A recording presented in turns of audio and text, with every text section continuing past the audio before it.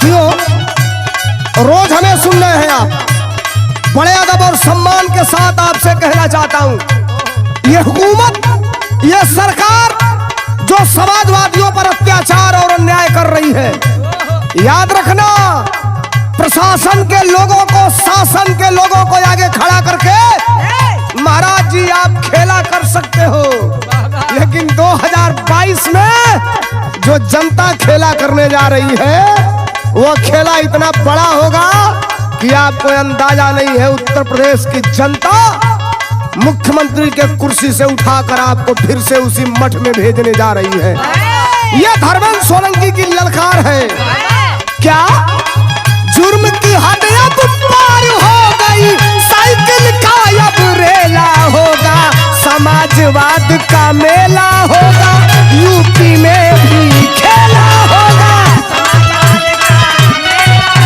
अरे यूपी में भी खेला होगा।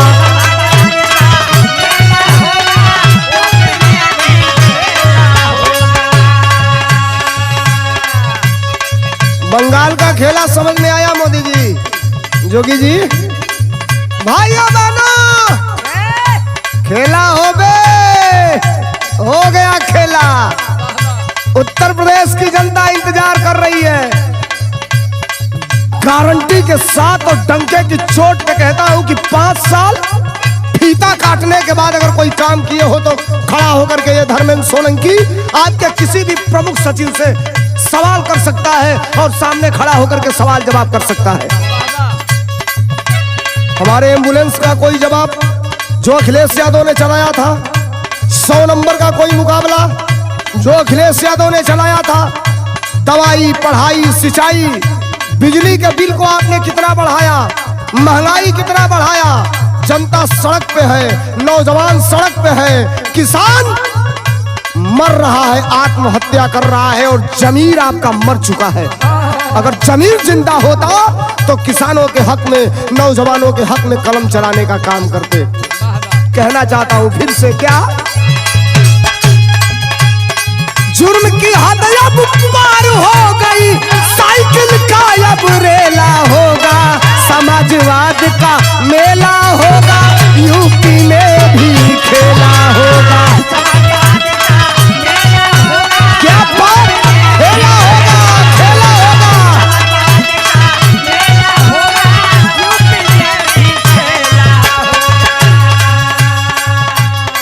जानते हैं आप, देहात में खेती करे वाला, घरे रहे वाला, किसानी करे वाला लोग पहले ही देखत रहे कपड़ा गेरुआ पहले बानी संत आदमी है यहाँ का भलाई करब। अब जब लोग पूछ गई ना तब लोग कहता कि ना, अखिलेश यादव से बढ़िया इस सरकार नहीं खे।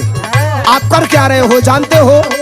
हिटलर शाही, तानाशाही, शासक क्रूर दिखाता है। ये तेरे हिटलर शाही का पैगाम है।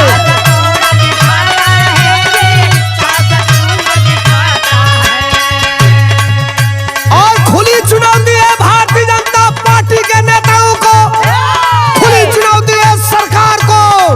प्रशासन मत लगाओ, दम है तो भारतीय जनता पार्टी के लोग सामने आओ और मुकाबला करो समाजवादी नौजवानों से। सुबहित ना रहो बोलो, गारंटी बाय कर जान लियो लोग। पुलिस लगा के लाठी चलवाते हो। हिटलर शाही, तानाशाही, शासक क्रूर दिखाता है। अरे अपने बस की बात नहीं तब पुलिस को आगे लाता है, पुलिस को आगे लाता है।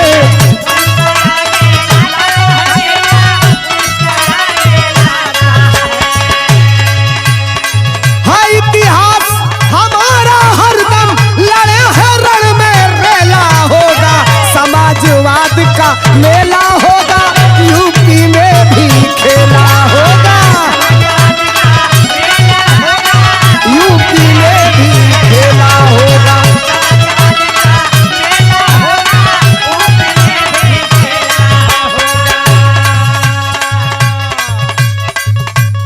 लाठी चलवा सकते हो?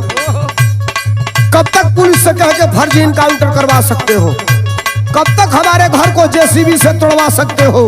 और कब तक हमारे घर के बूढ़े माँ बाप को उठवा के पुलिस के द्वारा थाने में बैठा सकते हो?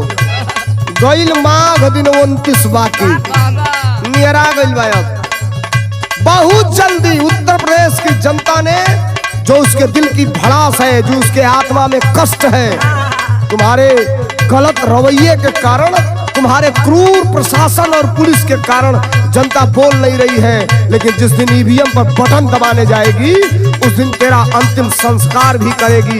यही उत्तर प्रदेश की जनता ये कहना चाहता हूँ। क्या जुर्म ढहा लो तब तक जब तक, जुर्म ढहा लो तब तक जब तक कत्ती पर यासीन हो तुम, कत्ती पर यासीन हो तुम।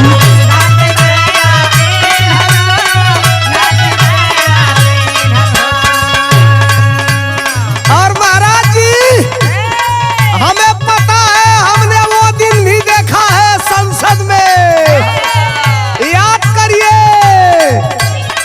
जुर्म ढहा लो जब तक तब तक गद्दी पर यासीन हो तुम।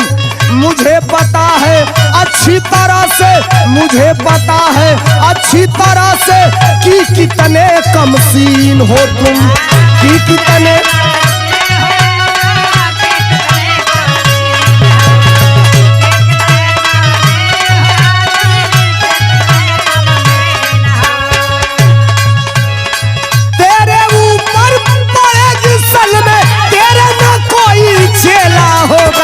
समाजवाद का मेला होगा यूपी में भी खेला होगा, समाजवाद का।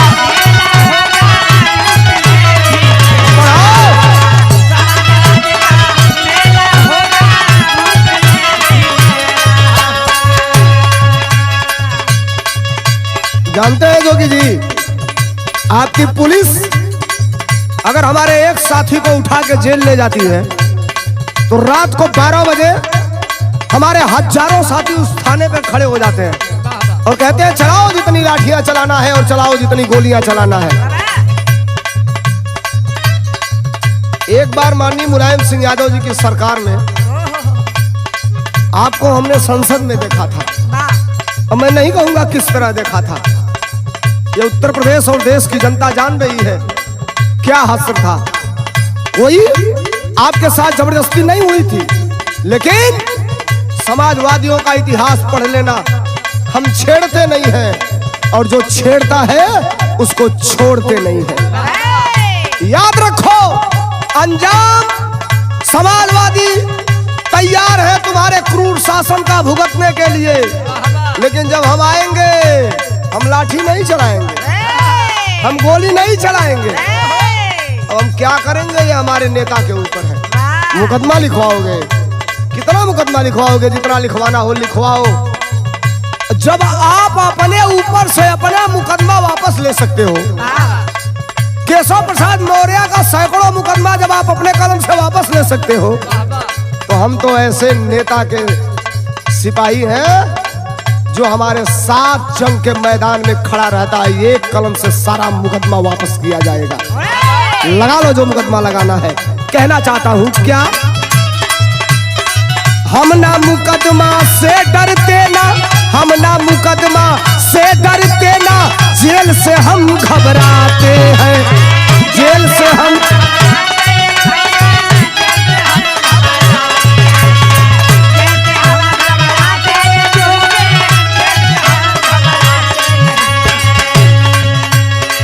जनहित के मुद्दे पर हम, जनहित के मुद्दे पर हम चट्टान से भी टकराते हैं।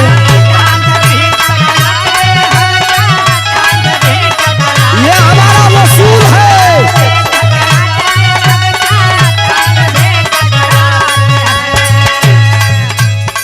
गीत सोलंकी की ताकत है, काफी यही अकेला होगा समाजवाद